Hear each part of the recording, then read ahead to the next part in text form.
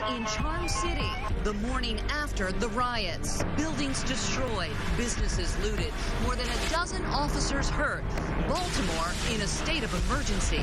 This is affecting our community. The Freddie Gray situation was the straw that broke the camel's back for real. You know what I mean? And everybody out here that's looting, that's rioting, they have a story to tell themselves. A call for calm, as there's a new push for even more violence today. A special edition of Good Day at 10 starts right now.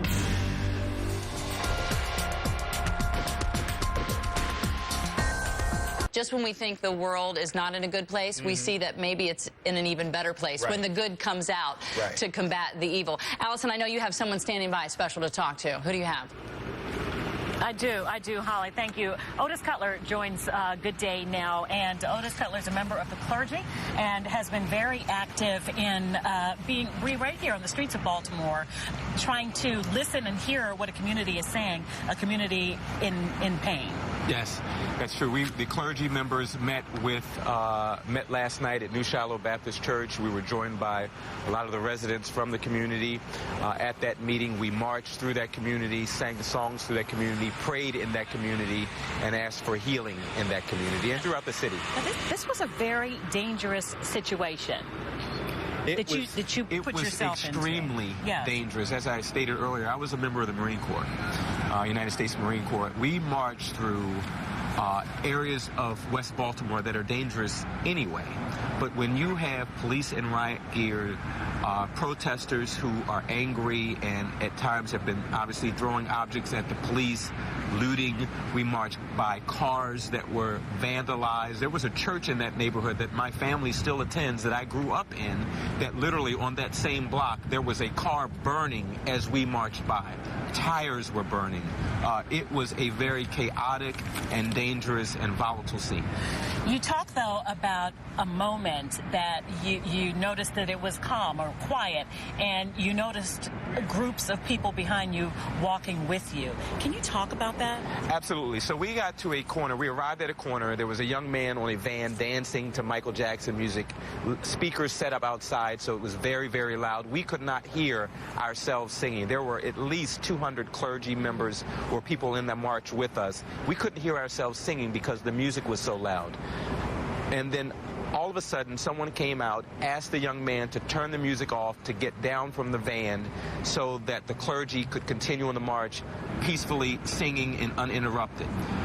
To my shock and amazement, it was members of gangs, Bloods, Crips, BGF or Black Guerrilla Family gang members who were following us along that march route in vans or trucks and followed us all the way around that route back to the church. Why?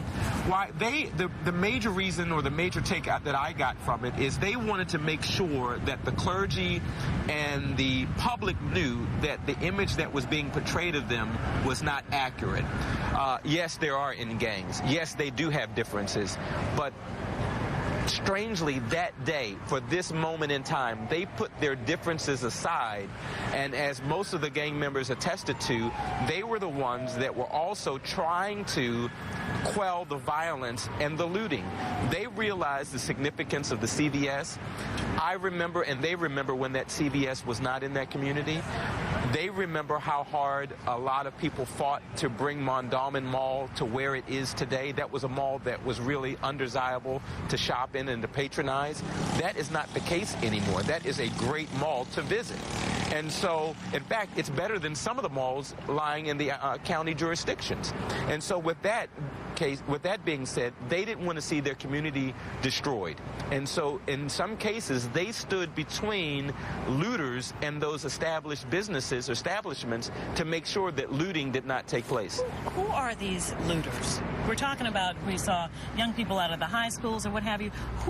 Who are these young people? From what I could gather, they are primarily young adults, young children. There were some adults involved in it as well. But Allison, what you have to realize, when you have people who have been marginalized for so long. We are just blocks away from the harbor. We are blocks away from Raven Stadium. We just had a multi-billion-dollar casino built downtown. We are sitting behind the seat of power for Baltimore. But if you drive 5-10 minutes east or west of here, north of here, it's a completely different city. We're in the bubble right now. This is a utopia. When you leave the utopia or the bubble, Baltimore changes drastically. So for so many people who are living in these communities, they're not a part of this community. This is a community that they can visit, but they are often shooed away or hurried away from the inner harbor. They're not welcome at the harbor. So for so many of these people, there is, Cornel West uses a term called nihilism. There's a sense of despair and hopelessness. Otis, we have to leave it there, but we do appreciate your insight to that. Hopefully there can be an answer. We hope so, too. Hopefully. Otis Cutler is a member of the clergy, marched last evening with other members of the clergy and an interesting escort, if you will, rival gangs here in the streets of Baltimore. Back to you in the studio, Holly Wisdom. Allison, you bring up a good point. You know, we need an answer. What is the answer? Let's talk about it. #GoodDayDC. We can talk all about our opinions of what happened and, you know, our opinions of what we thought happened, but we do need to move forward. So where do we go from here? Let us know what you think.